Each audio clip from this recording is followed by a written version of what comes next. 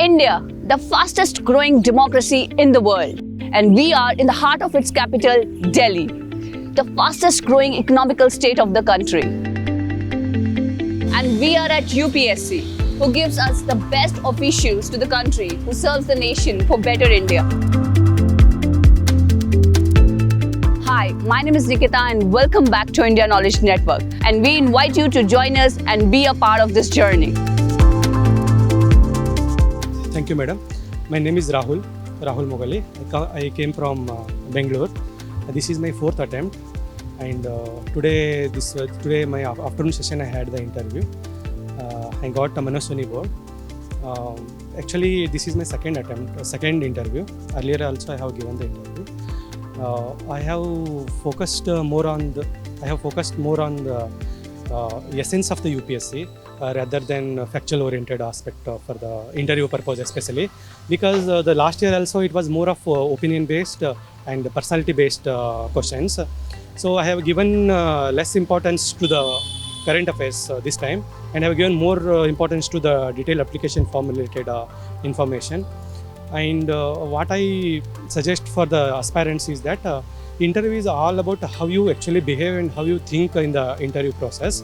So in my opinion, you should know yourself better and you should be very much aware yourself, and there is no need to panic, and you have to engage with board members very openly, and you have to think from the original point of view rather than faking yourself and just telling someone's point of view. And these are the things I want to suggest. And other than that, yes, there are some factual questions also. But in my experience, factual questions won't judge your marks, but they just want to check whether you are able to handle the situation, or whether you will be tensed, or whether you will undergo some pressures and all, confidence level and all. So this is my experience of today's interview. Yeah, I wish that they should qualify in the first attempt only.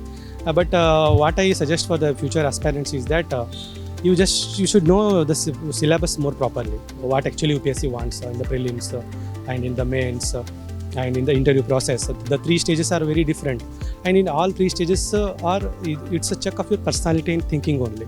How you handle the prelims, whether you will able to take the risk, or whether you are able to attempt the more questions. And in mains, it's all about your subjective knowledge and your depth of understanding, side your analysis. And it's more interview is the culmination of the both two stages, and you have to show how exactly you are, what exactly you thought in the prelims, and how exactly you analyzed in the mains. That you have to show in front of the board member. That's all what I can say. My optional is Kannada literature, and I have graduated in BE from Electronics and Communications in Mysore.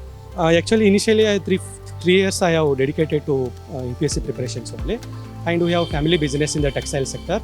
After that, I started assisting my father's business along with preparation. What I want to suggest is that you should know before the starting preparation why you want to be an IAS actually. That should be very clear from your perspective. And the second thing is what actually demand from the UPSC and what supply I can manage with my own thinking and personality. These are the aspects I can suggest.